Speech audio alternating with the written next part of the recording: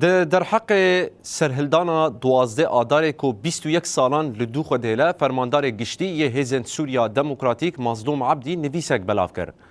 عبدی دبیجه کو سرهلدانا 12 آدار نابنیشانه که برز ده تکوشینا آشتیانه یا گل کرد لدجی رژیما بعثه. عبدی پشتراز دکه که ده تکوشینا وان جبو پیک آنینا عدالت و دادمندی دوام بکه و مافی همو سوریان به دست بخینن. فرماندار گشتی قصده مظلوم عبدی دبیجه که ببونه سالوگرا سرهلدانا 12 آداره او همو شهیدن سال 2004 ببیرتینه. عبدی گوت که سرهلدان نابنیشانه که برز ده پیواجوی تکوشینا آشتیانه یا گل کرد لدجی سیاست رژیما بعث آتیک چویه.